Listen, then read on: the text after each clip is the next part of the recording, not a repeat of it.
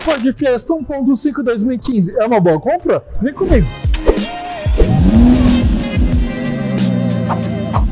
Salve, meus amigos, tudo bem? Bem-vindo ao canal GT Cars Club, sou Gabriel Teixeira e hoje eu venho fazer aqui com vocês um teste de direção do Ford Fiesta 1.5 2015. Vamos avaliar então como o carro se comporta dirigindo, vendo desempenho, estabilidade, conforto, enfim, tudo mais que você precisa saber antes de você comprar esse carro. Então fica comigo até o final que vai ser bem interessante. Vamos lá!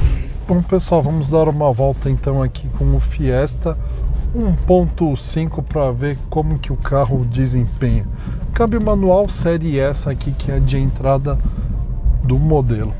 Esse carro infelizmente não tem alguns recursos como controle de tração, estabilidade e partida em rampa, né? Que na verdade para essa categoria de veículos aqui, essa categoria aqui é um hatch, mas não é um hatch de entrada, já poderia sim vir com esses recursos. Acabaria valorizando mais aí o veículo em si. Esse carro já contempla direção elétrica, então isso é muito bom porque acaba sendo uma direção macia, uma direção leve e boa também para você guiar. Ela consegue ser leve na cidade, né? E na estrada ela consegue ter uma dureza maior. A gente percebe que os desníveis o carro acaba não absorvendo tão bem, acaba não sendo tão confortável assim. Afinal, a pegada do carro, ele tenta ter um equilíbrio entre esportividade e conforto, mas é muito mais focado propriamente na estabilidade do que no conforto em si. E o interessante é que ele já tem aquele sistema de pré-aquecimento do combustível. Então, quando você ligar o carro com álcool, ele já faz o pré-aquecimento, então isso facilita com que o carro acabe pegando aí de primeira. Comentando um pouco aqui de algumas características do carro, como por exemplo o desempenho dele. O carro faz de 0 a 100 em 12,5 segundos, tendo sua velocidade máxima de 180 km por hora. Comentando um pouco aqui do consumo então, ele faz 7,6 na cidade no etanol e 10,7 na gasolina. Já na rodovia ele faz 9,4 e 13,4 na gasolina. Ou seja, o consumo dele na verdade é relativamente bom. Na verdade não é um dos mais econômicos, até porque o carro é mais pesado, por exemplo, do que o próprio Ford Ka. Mas mesmo assim também não é um consumo ruim de combustível não. É interessante que ele recebe nota B agora de consumo pelo Inmetro, e antigamente ele recebia nota A quando na configuração 1.6 e também com Power Shift. A gente não pode comparar câmbio manual e automático, porque também o funcionamento é bem diferente e o consumo de combustível, enfim. Mas ele conseguia a nota A antes de ter esse motor 1.5. Para lembrar que esse carro tem opções de motor 1.5 e motor 1.6 também. Esse carro ele poderia surgir ter o torque em baixas rotações, em rotação menor. Isso facilitaria bastante a condução do trânsito, principalmente num trânsito mais pesado, em retomadas e ultrapassagens. Mas mesmo assim a gente percebe, a gente pisa um pouco e o carro realmente ele já responde muito rápido. A entrega dele acaba sendo muito boa. Não é um motor preguiçoso, vamos assim dizer. Mas realmente acaba pisando um pouco, já está entregando o seu desempenho. Uma grande vantagem do carro é o câmbio, que ele tem engates leves e macios também. E o muito bom que foi bem acertado nesse carro é a questão da suspensão. Você consegue fazer curvas rápidas sem grandes sustos. Realmente o carro permite você fazer umas curvas aí de forma até mais brusca. Ponto muito positivo, como eu falei para vocês. Afinal, a suspensão privilegia mais o próprio desempenho, a própria estabilidade, do que o conforto em si. Algo que incomoda um pouco é o ruído no habitáculo. Quando você pisa, realmente se sente que o motor acaba ficando um pouco barulhento. Isso é algo que pode incomodar um pouco as pessoas, mas também não é nada exagerado. Isso acontece somente quando você acaba pisando mais, aí que você aumenta mais o giro do motor. Esse carro também ele é muito conhecido pelo seu leve sobresterço. Então quando você faz a velocidade, uma curva com uma velocidade muito rápida, mesmo que ele tende a sobresterço, com um pequeno golpe de volante você retoma a trajetória. Então mesmo eu acho que ele não tem controle de tração e estabilidade, isso ajudaria mais ainda na estabilidade.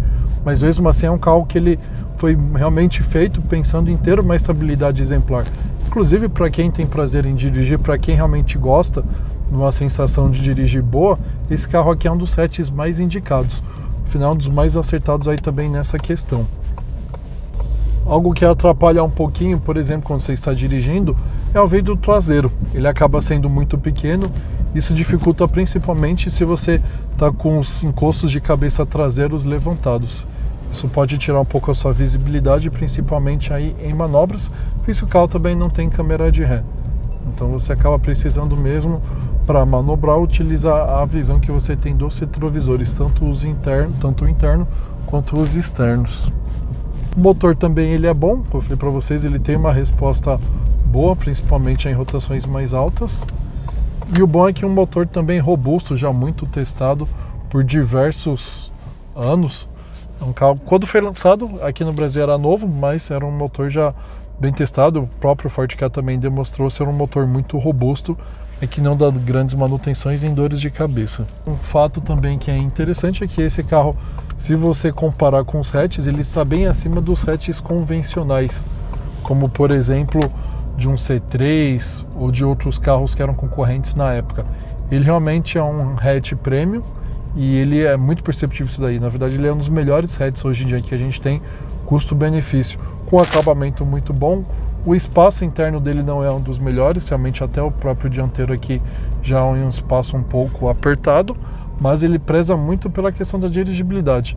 Então, se realmente esse é o seu foco, você vai gostar bastante. Os freios dele também são muito bons. Você pisa, realmente ele já responde, não é aquele freio borrachoso que você vai, aos poucos ele vai freando.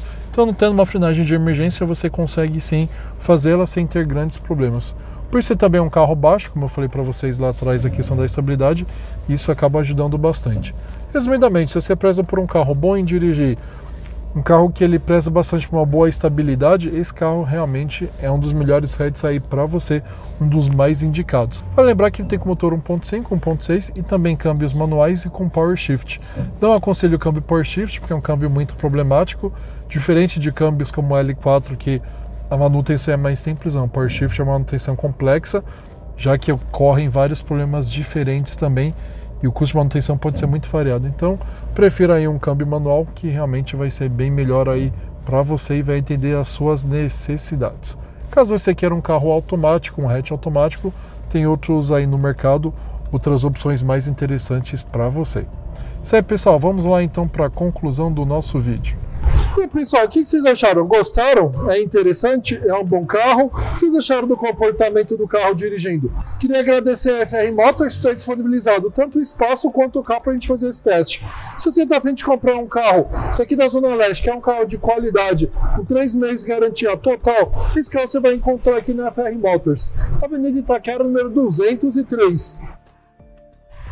Aproveita e acompanhe também a gente nas redes sociais, GT Car School, Instagram, Facebook, Kawaii e TikTok. Sempre com dicas bem interessantes e rápidas aí para o seu dia a dia. Bom, pessoal, obrigado por ter ficado comigo até o final. Tamo junto na eletrificação e na combustão. Valeu!